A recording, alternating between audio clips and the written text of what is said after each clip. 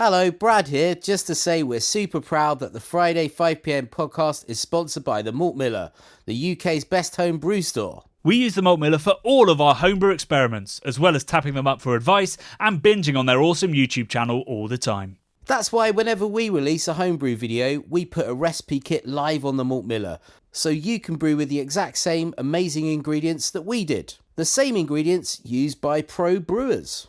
So alongside the Malt Miller's nitro-flushed hops, cold-stored yeast and milled-to-order malts, you can pick up recipe kits for our 5 Points Best Bitter, Russian River West Coast IPA, and now the fastest beer in the world, a hazy session IPA that goes from grain to glass in less than 48 hours. Sign up to their newsletter at tinyurl.com/Malt Miller to get 5% off your first order. With the Malt Miller's amazing customer service and Johnny's 48-hour recipe, you could order the ingredients on a Monday and be drinking the beer by the weekend. Speaking of which, it's Friday. It's 5pm. So enjoy this week's Friday 5pm podcast.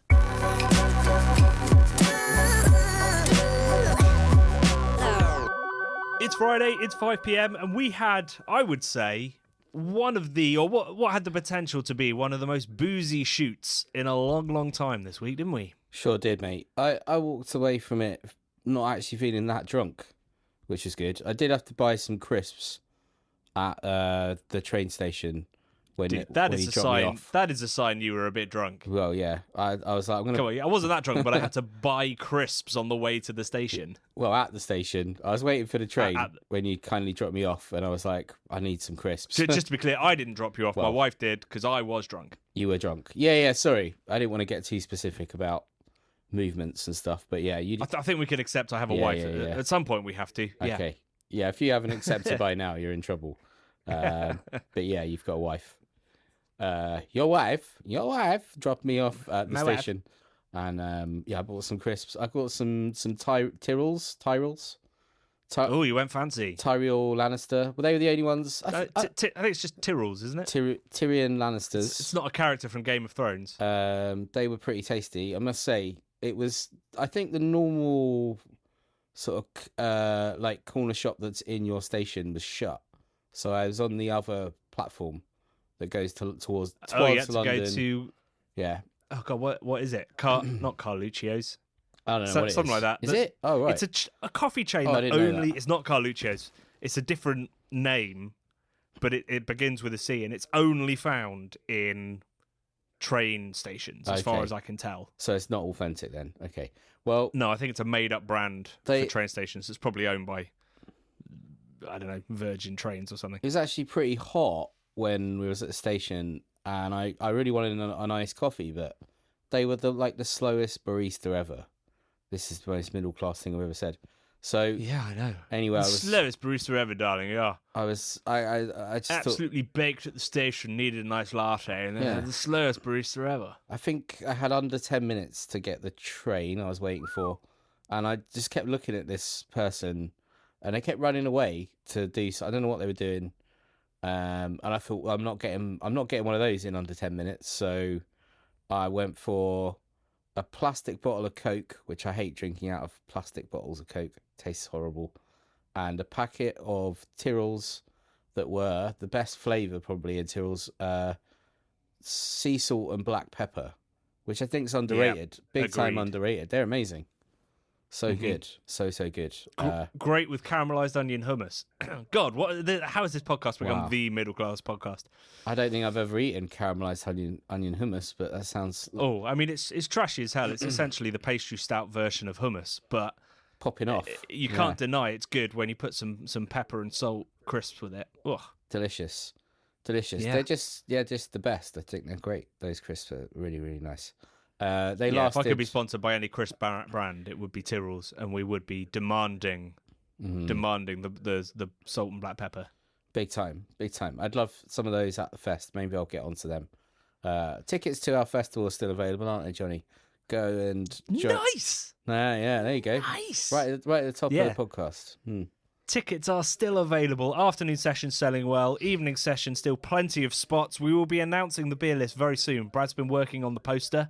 We've got some very, very exciting... In fact, I don't know, we could do an exclusive reveal of the 4 collabs we're doing, could we?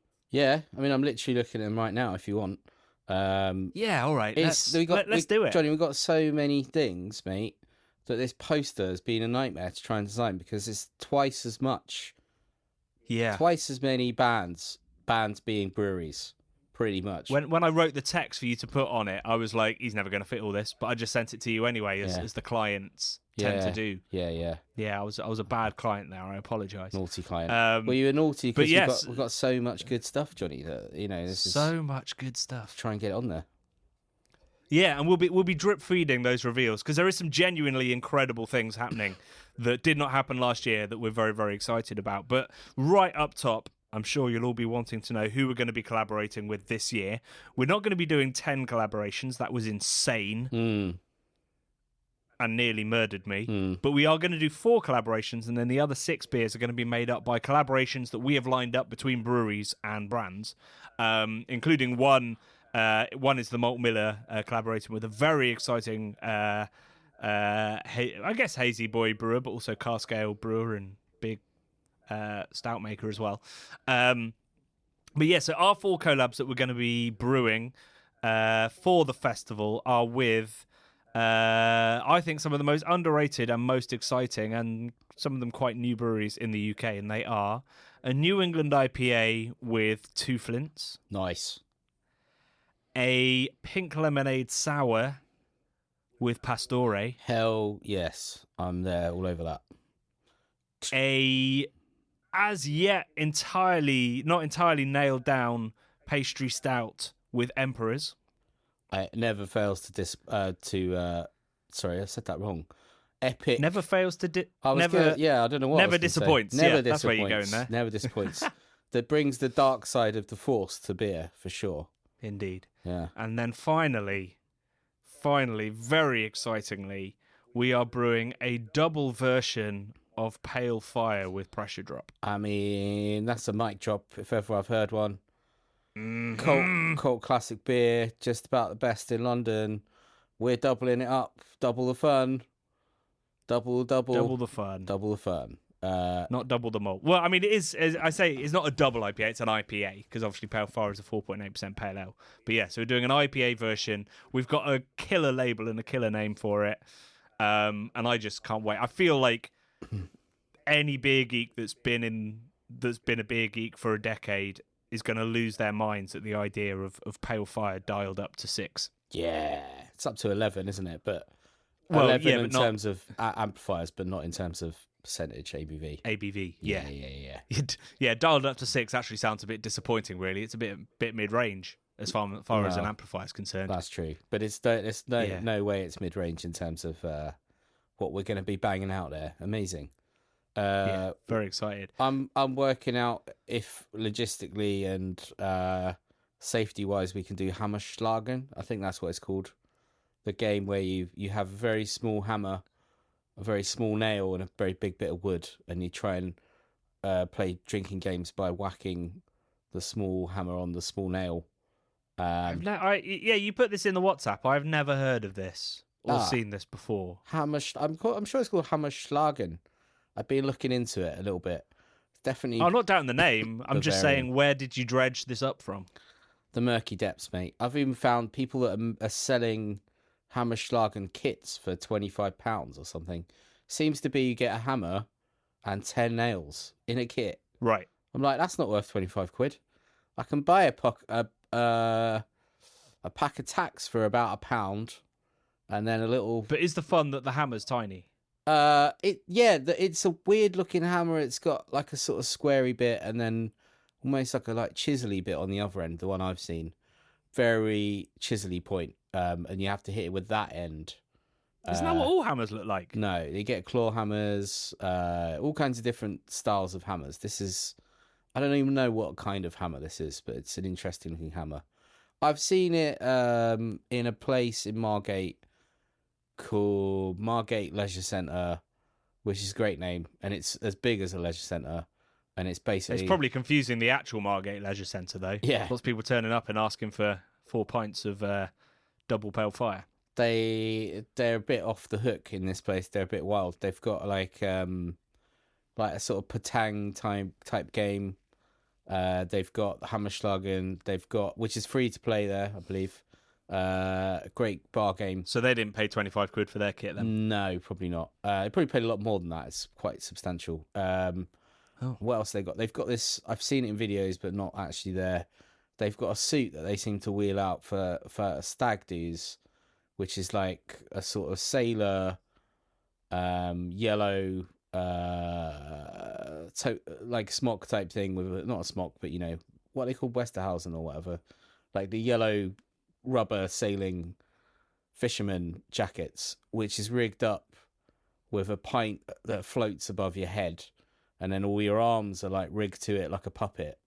It's like something out of Saw, but you have to move. Right, yeah, I know what you mean in now. a certain way, and then you're able to you can try and drink it. the pint, or you get absolutely sploshed in it.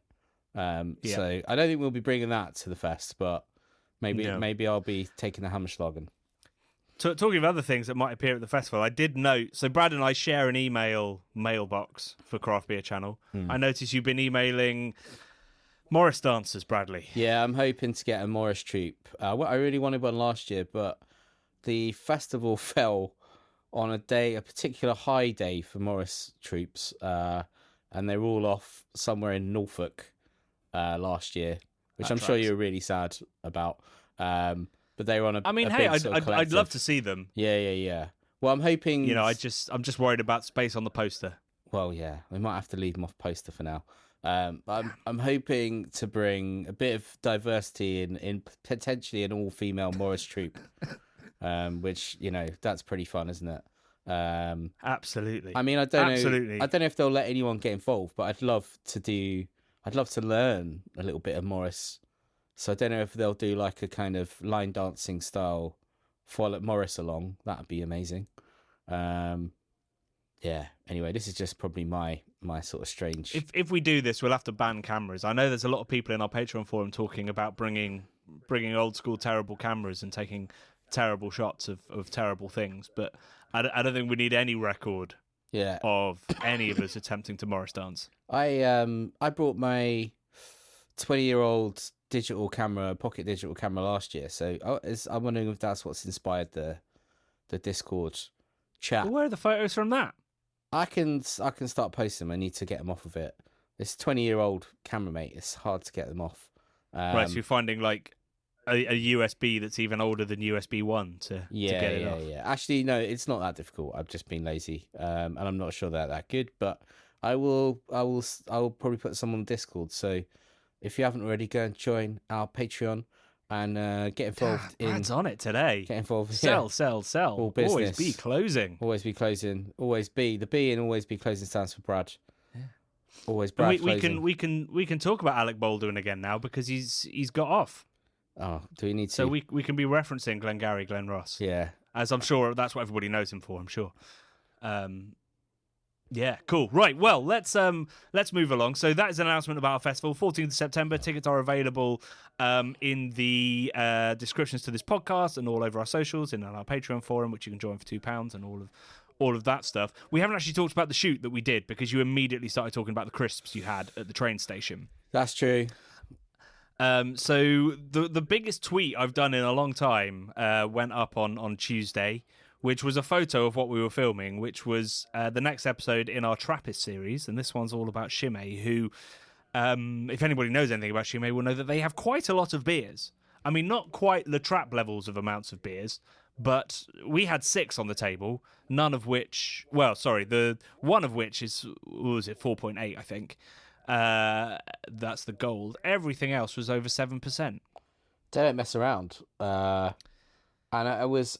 like you're saying, I think maybe a lot of people don't rate them as highly or something because I don't know, they just seem bigger, maybe less magic around how the branding looks quite professional, I'd say, whereas some of the other Trappist ones look a little bit more shonky. So I don't know if that's why, but anyway, I can tell you what, there's some absolutely magical beers in that lineup.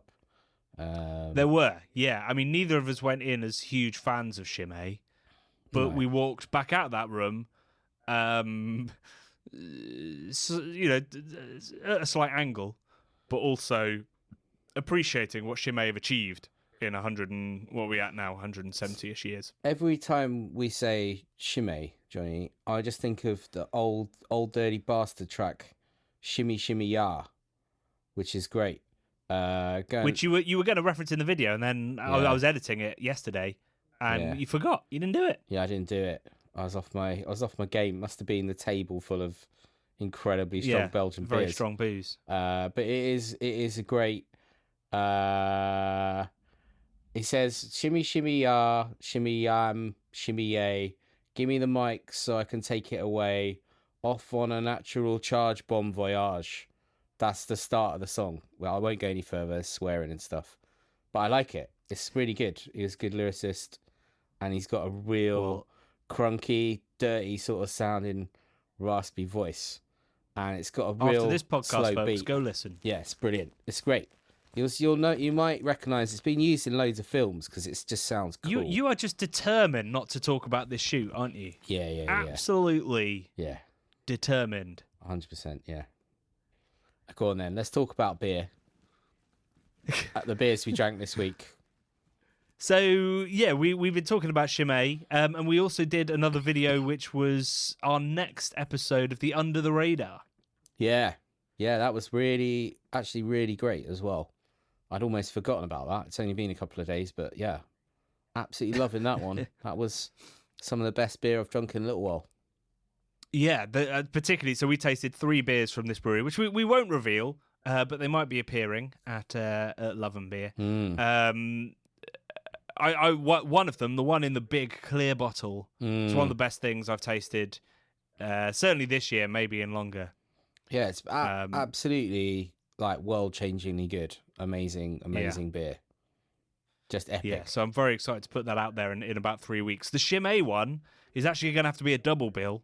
Yeah, because getting the history and 6 beers in meant that we couldn't. So that will be live next week, and a double bill, and then we will get to the Under the Radar. We've also hopefully got a lowbrow, and we've got a blind taste test coming your way. So we've got some exciting projects in the works, and of course our trip up to Timothy Taylor's next week. Yeah, going to Timmy's, spiritual home of Timmy's. So of people called Tim. I've got a few friends called Tim. They tend to be nice folk, people called Tim. Do you put I'd agree with that. Put any credence in the idea that what you're named, you can sort of predict what someone might be like, their character? I think that, like Karens, we say Karens, don't we? Like the internet has crowned Karens as like troublemakers. I think Tims are usually quite nice. I guess troublemakers to some extent. Yeah. That's what their Karens are like. I want to speak to the manager.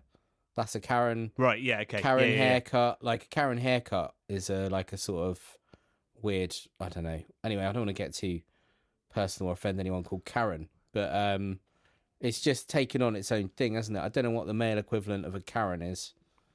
Obviously, you've got things like Garys that they're dying out. No one's calling their little babies Gary anymore. So, yeah, but it's all cyclical. Is it Gary? Every now and then. Gary's every now and then, like. Or is it? I don't know. No, names are cyclical. No, I know that, but yeah. Are you saying Gary will be back? Do you think Gary will be back? What, like as a sort of reincarnated Gary, like a Buddha type figure? No, just like because like you're saying that they're people trendy. Currently, it's very cool to call your kids something that's sort of old school, either old school kind of English. Yeah. Like lots of returns of traditional British and also sort of American. I guess Irish and Italian immigrant kind of names are all being used at the moment. But, 15, 20 years ago, nobody was calling their baby Olivia. But now they're everywhere. It's Olivia. The most common female name for babies, yeah. Is it really? Oh, there you go. Yeah. Okay. So Gary will come back because Gary is like... well, the Buddha you've just said. What are the kids wearing right now? No, he's not Buddha. He's reincarnation. No Buddha called Gary. I love this. I love this concept of Gary from up north somewhere. Gary, who keeps regenerating like an energy vampire or something. From do you watch What We Do in the Shadows? The TV I did, show. yeah. What's his name? The really boring guy. He's an energy vampire. I think that's I've a sort worked of some of those. That's oh, thanks. I think that's a Gary type name. I can't remember what he's I didn't called. actually mean you, but that did work as a good diss. Yeah, it did. Yeah. I guess what we can take away from the first half of this podcast is Brad likes Chris when he's been drinking. Yeah. Something about a track by Old Dirty Bastard, and Gary Yeah. will be back and is a Buddha. He's called Colin Robinson in What We Do in the Shadows, the Energy Vampire. Colin's another one of those names, man. So it's dying out. I know a Colin. I'm sure you know a Colin. How old are they? 80? No, like my age. Oh, really? I went to school with a Colin as well, actually. Yeah, see. One of my best friends for a while was a Colin. Oh, there you go. See, Stabbed me in Colin's the back. still here. I think he stabbed me in the back. He got cool and then left me. So what do you mean you think? You can't say on a podcast with this many well, listeners. I'm not friends think. with him anymore. I think We'll get done for slander. Nah, he doesn't know who he is. He doesn't listen to this. He's not cool. But his mate Gary's going to message him and go, you hear what they're saying about Gary's and Collins on the Bubble / Friday 5 p.m. podcast? I've had to dissociate myself many Garys or Collins.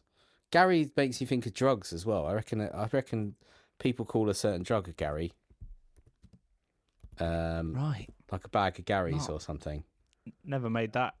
I don't know what it is. I can't really think what it is, but I'm pretty sure people call him a Gary. Maybe a pill. I think maybe a pill like MDMA or something is a Gary. Actually, can you get that in a pill? I don't know if that is ecstasy. I think that's a Gary. Yeah, it is. Yeah. Yeah. Bradley, what?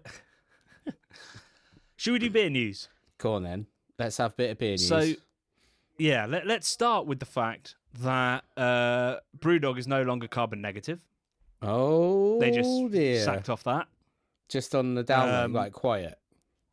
I mean, to be fair to them, they put it in their sustainability report, but essentially they decided that it was too expensive to do carbon offsetting. So that was and also there's obviously a lot of controversy around carbon offsetting as well, because all you're doing is buying the right to be not carbon negative. Yeah, buying the right for private jets. Yeah, exactly, James. But yeah, so they've decided they're going to stop doing that, which means they can no longer call themselves carbon negative. And they're going to instead reinvest all the money that they're going to save by not doing that into actually not putting carbon out into the air, which to some extent, I would argue, is better. Is what you should have done in the first place. So like carbon capture type stuff. Yeah. That's good. Or indeed not releasing the carbon in the first place. Yeah. So what are they doing with their Hibernian Forest of Dreams? Is that... that's included within the carbon capture. So they're going to keep doing that. They had... This people saw that one as a bit of a gotcha, and I'm not sure it was. They invested a lot of money. They got a big grant from the government. They planted 500,000 trees, and a lot of them died because the climate is dying, folks. So, I mean, that one, I was a bit like, well, I'm not sure that's entirely Brewdog's fault. Although they were still sort of claiming it was going to change the world when actually it was a failure. But they're going to reinvest in that and hopefully get that fixed. And then I guess, they're going to focus on electric vehicles, carbon capture. I'd imagine they're already, reprocessing their carbon dioxide and stuff like that's coming off and using that to purge kegs and tanks and all that kind of stuff. But they're going to be investing more in that, which I think is a positive thing. But the reason I bring it up is because, well, two reasons. One is it is pretty much the last sort of pillar of their "we are an ethical company" gone. Yeah. They were carbon negative. They were supposed to be, they were the Sunday Times best employer, but that turned out to be nonsense. They've lost their B Corporation status. The wheels have come off and they've been exposed. And this was the last one where you could have tried to defend them. And I have in the past, said, well, hey, at least they're one of the few breweries that's really investing in their climate, in their carbon footprint. But now they're not doing that either. I mean, hopefully they are in a couple of years when all these things come to fruition. But yeah, so that was interesting. It's also, as a broader point, it's just a classic example of the craft beer industry kind of maturing.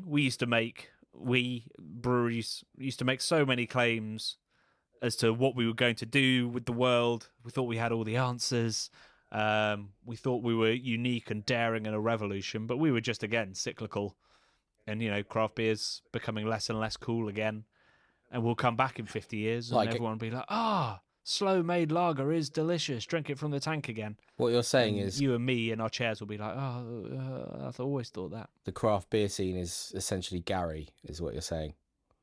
That's what you just said. The craft beer scene is Gary, and currently it's on the way out, but Gary will be back. Gary will be resurgent, resplendent in a tracksuit, going down the boozer, drinking a nice pint. Yeah.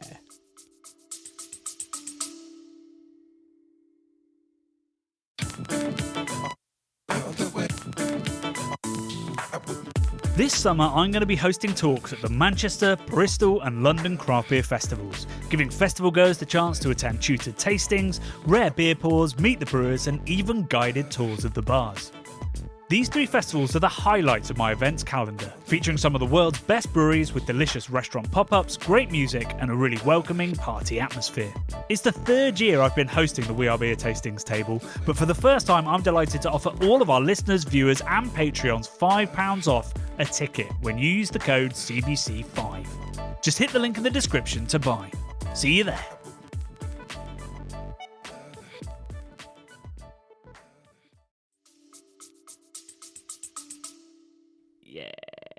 Okay, good. Some more fun news now. I like fun news. So I've got 2 bits of fascinating news from one of my favourite drinking cities in the world, Munich. Oh, yeah. The first one, which has caused quite the splash. In fact, it's one of the most read on The Guardian, because this is now the Middle Class Beer podcast.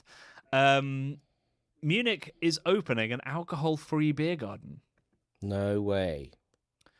It's called Die Null, which means the zero, and it's right by the train station. Literally a 5-minute stumble from Augustina Keller, which we love and love great. very much. And like the world, the world's press has picked up on this as if this is some incredible change in the German psyche. Germany drinks more low alcohol beer, I think, than any other nation on earth. Yeah, but so this very much makes perfect sense. They also drink a lot of alcoholic beer. Not the well, most, I mean, they do. They're sort of. I think they're like top 10 beer consumers in the world. I don't know whether that includes low alcohol, but I think it's about 1 in 10 pints consumed in Germany is a low alcohol beer.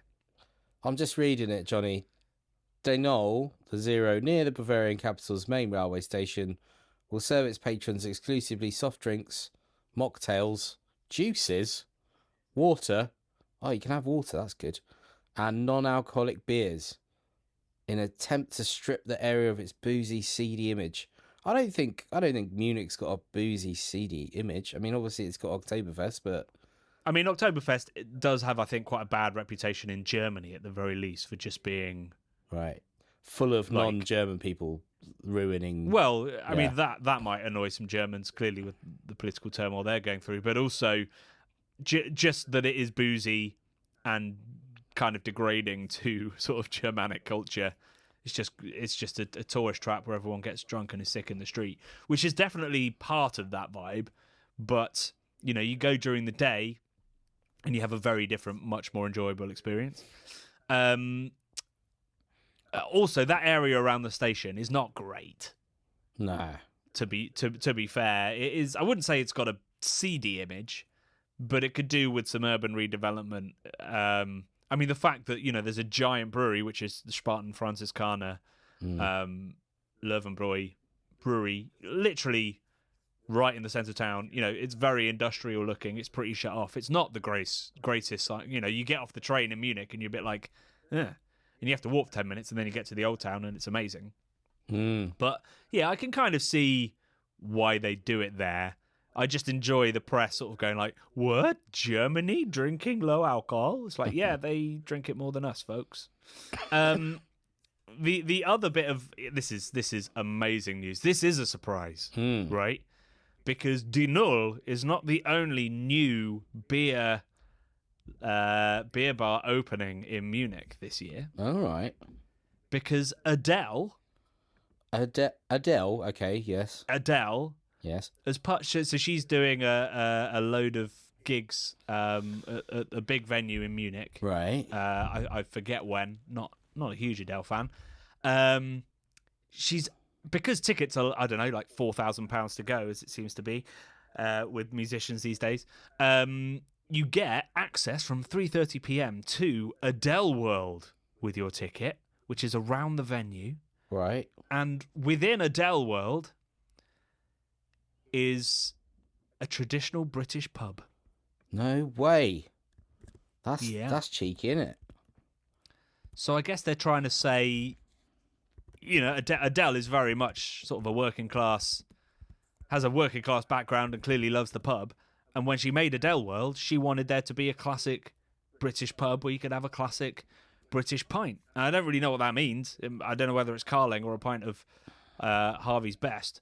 But yeah, there's going to be a classic British pub at Adele World in Munich, which is not a sentence I thought anyone would say, let alone me. I'm just trying to think if I've seen Adele play like 20 years ago or something. I feel like I saw her play at the Enterprise in Camden, like really randomly many years ago. I remember my dad. She didn't need a mic in there. No, my friend Danny really likes Adele before she was big. Danny's a bit of a tastemaker, and I'm sure we saw Adele, or we definitely seen Laura Marlin there years ago, which was awesome as well. I'm talking when over 20 years ago. Yeah, 20 years ago. Laura Marlin was great. Maybe it was her booming Still voice. Is great. Got a new album out this week or next week, I think. Yeah, well, and the first track's really good. She was basically like a teenager when we saw her in there. Very amazing voice. Maybe it was her I'm remembering with a boomy voice, but I've definitely seen an incredible superstar. Oh no, she's very soft and... Yeah, she hasn't really got a boomy voice, has she? No. That's weird. Maybe it was Adele. I don't know. Maybe I'll ask Danny and get back to you next week on that one. But yeah, please do keep us updated. Yeah. But I mean, British pub opening in Munich by Adele. If anybody's going to Adele in Munich, I'm not sure how much of a crossover there is between us and her. Please let us know what that pub's like. Yeah, I mean that's please. Very interesting news. I kind of want to go to the pub now.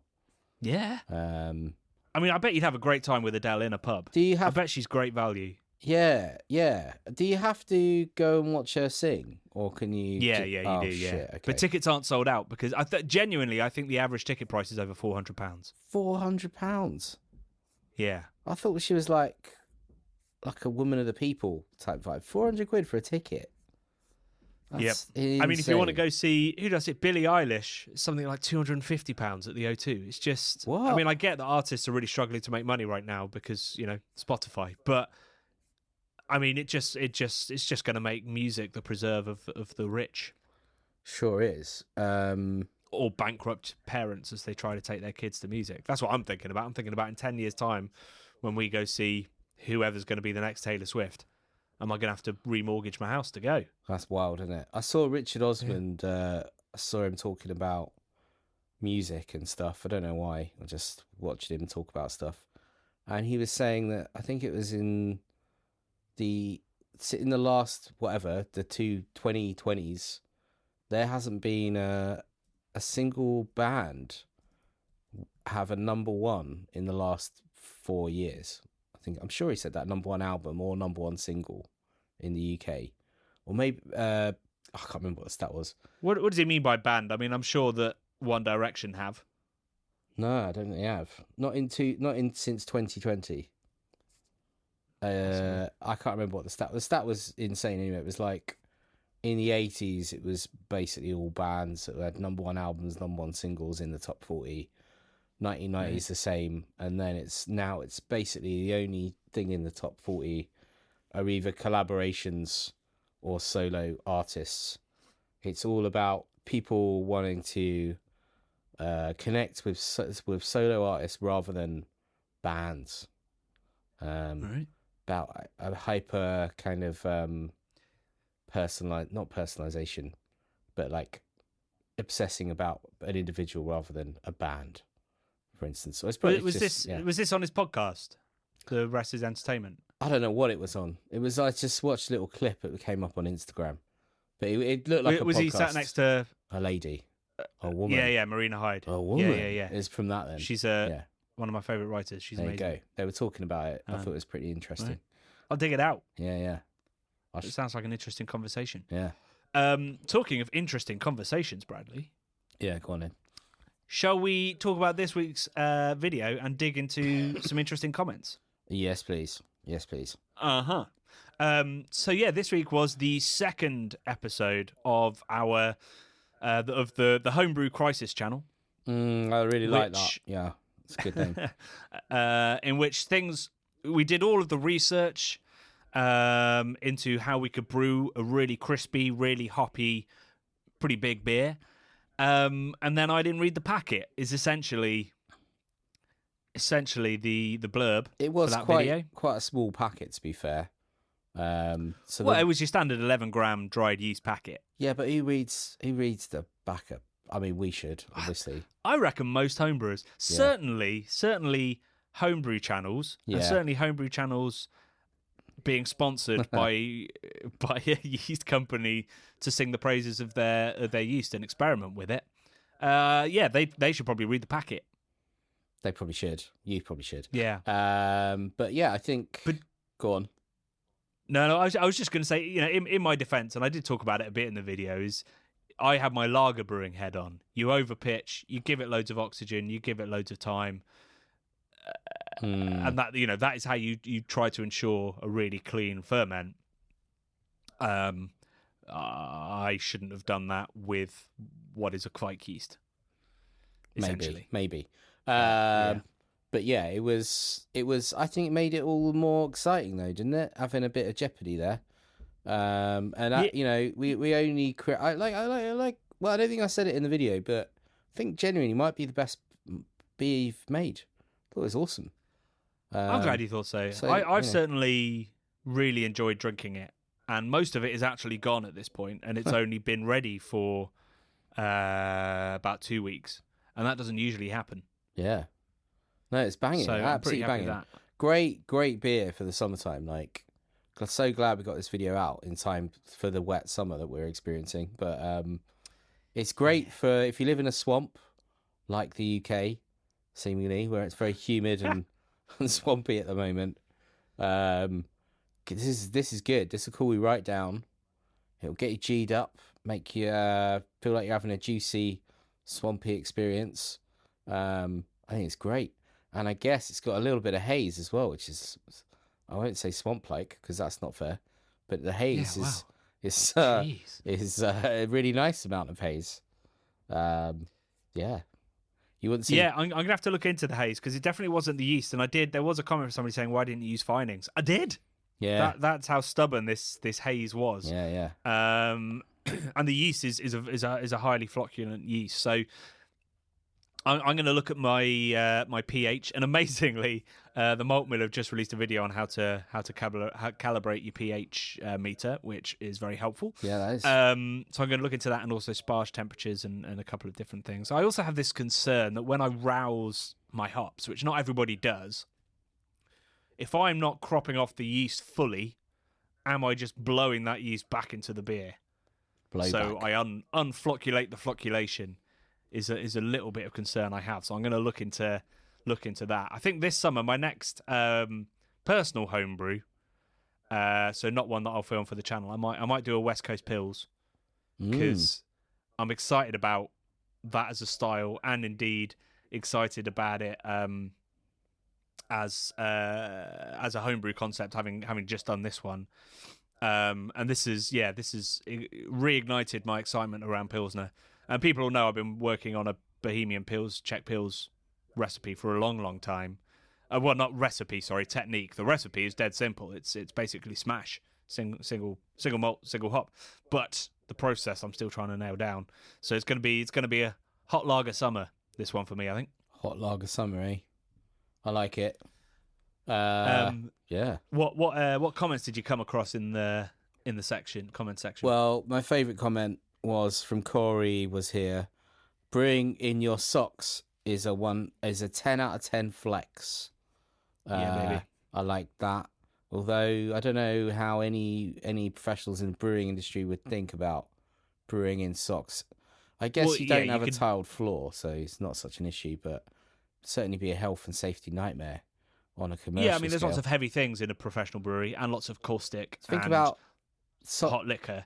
loads of people working at a brewery walking around in like slappy socks on tiled floors where they're soaked and they're just slapping around in socks. Oh yeah, slappy socks. Slappy socks. There are so many podcast names in this episode. Yeah, I'm really trying hard. Slappy socks. Yeah.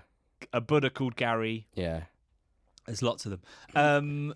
Yeah, I mean, I brew in my socks because I don't want to because we're coming in and out of the Brudio, and I've got slip-on shoes. Just sometimes you forget, so I'm not always in socks, but frequently in socks. I'm pretty sure I saw you run from the Brudio to get your washing in just socks, no shoes. I'm pretty sure. Oh yeah, that happens all the time. So yeah. I witnessed that this week, and I'm glad you shared it. There you go. Yeah. Yeah, I mean, I'm just a man. I've put it in the comments. If my feet are restricted, so's my creativity. You know. Yeah. The I don't like wearing shoes. If I'm honest. Yeah, your hairs are the aerials to the universe, but your socks are the conduits to the understanding, the creativity, conduits to creativity. They just keep me grounded. Your cottons are the conduits to your creativity. Cotton socks. Yeah. They are. Yeah. Cotton socks. That's a verdant beer name. Eternal Garys. Cotton socks. Conduits to creativity.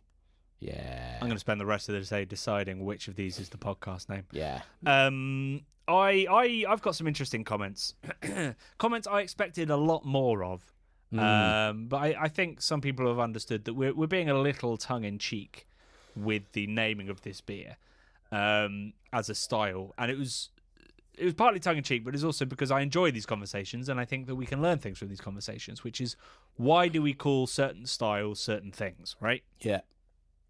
So we've got a comment from Cascades Homebrew, and he says, I enjoyed the videos and the journey. I'm not a member of the Style Police, but I do have to say that an IPA recipe brewed with a Kvike strain is still just an IPA. I do think that clean Kvike strains can work well in these styles where you don't want the sulfur notes from a typical lager fermentation, and there are lots of hop flavours to dominate any minor yeast characters. Cheers. So Cascades Homebrew is saying, love the style, sounds delicious, but don't call it an IPL or an IPK. He's saying call it an IPA. Now, this is interesting to me because lager yeasts and ale yeasts are essentially the only difference between lager and ale.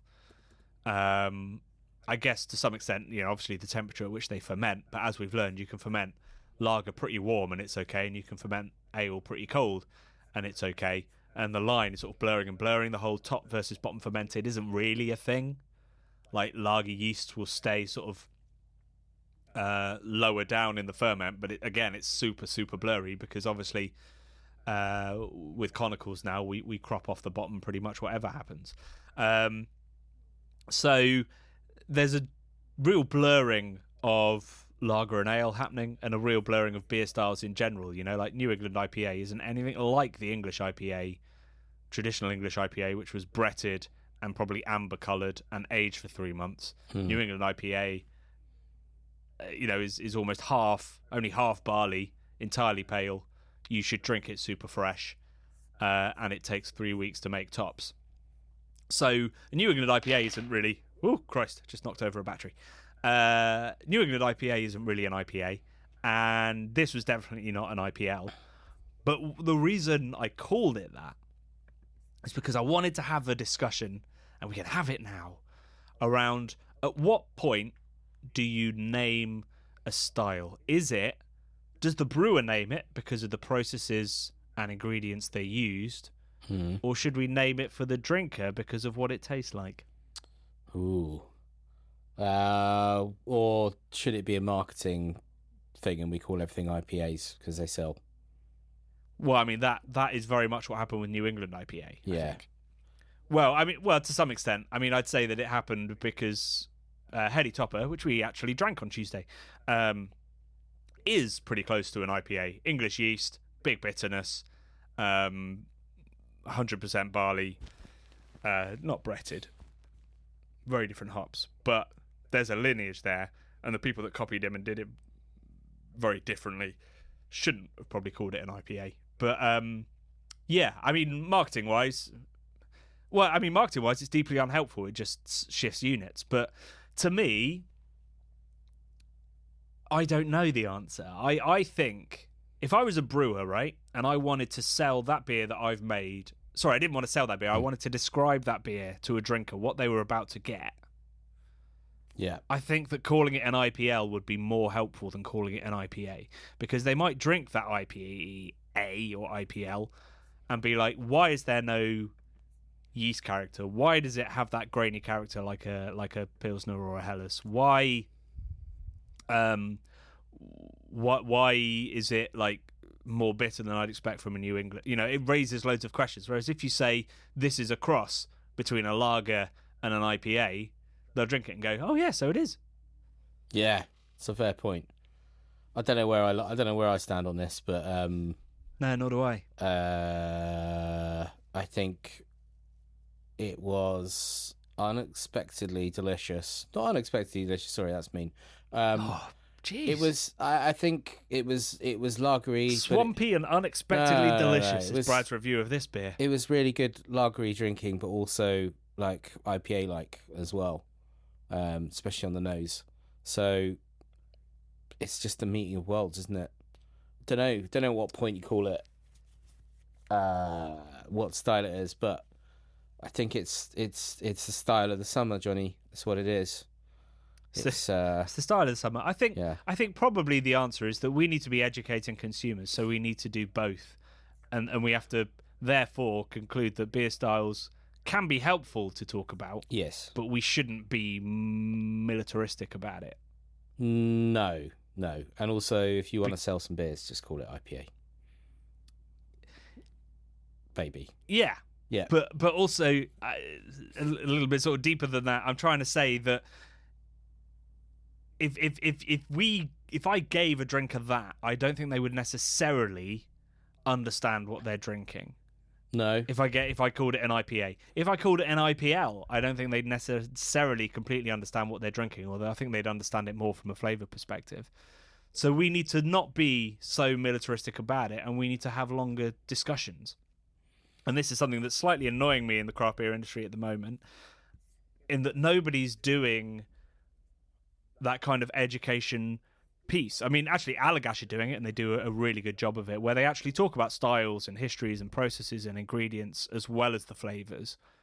But not many people are doing that. They're more sort of riffing off of memes and current affairs and making jokes, which is great, and it might go viral and it might sell you some beer. But the longer term, you know, just calling something IPA to shift units is deeply unhelpful. Just making a joke about Taylor Swift and her boyfriend to sell a beer is deeply unhelpful. And I think, you know, when breweries look at themselves and go, why aren't people interested in beer anymore? Why is it sort of losing its kudos and its excitement among the masses? One finger could definitely be pointed at the fact that our USP, which was we care about traditions and innovations and ingredients and people's stories, is just being watered down by sort of going for the short sell. And that's dead easy to say as somebody who literally makes a living out of telling stories rather than selling beers.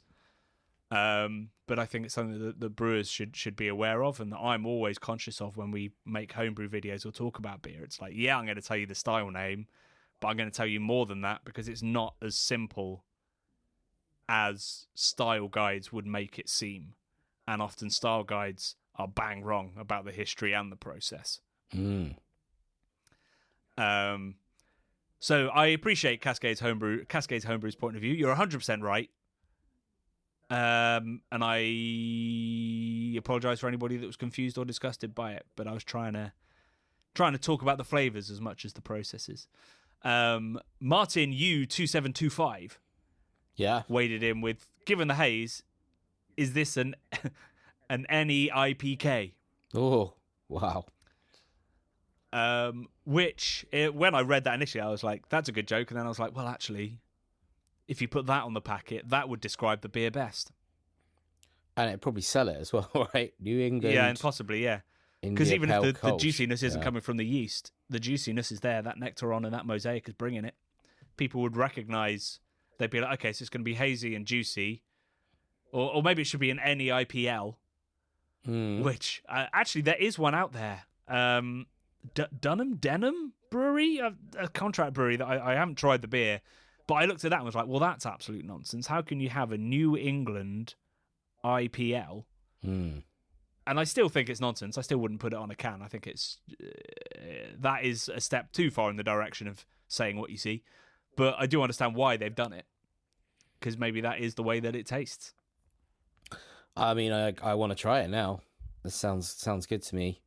New England IPK, New England IPLs. Yeah, bring it on. But yeah, I mean, to me, in New England should be yeast-derived fruit aroma and oats and wheat and thick body, which this didn't have. So, I don't know. This beer defies definition, but at the end of the day, it's crispy and juicy and delicious. And I'm pretty proud of it. Me too. I think it's awesome. And I want to send out a huge thanks to WHC Lab, for trusting us with this and continuing to trust us after I had to call them and be like, I messed up. Yeah, no, they're a great bunch, and I think that yeast in particular is absolutely amazing. Yes, great, fantastic. Cool, alrighty. Well, that's all we've got time for this week. As I say, huge thanks to WHC for sponsoring this week's and last week's video. Massive thanks to you for listening. Please do buy tickets to our festival, Love and Beer. There's details at the link in the podcast description. We'll be back at you with the history of Chimay next week. And obviously another podcast, if we can squeeze it in, given that we are in York and then at Timothy Taylor's shortly after that. But we'll try and get it done. Maybe we'll try and do it at Timothy Taylor's. That might be fun. There might be some fun to be had there. Yeah. So we'll update you on the podcast element next week. Until then, love and beer.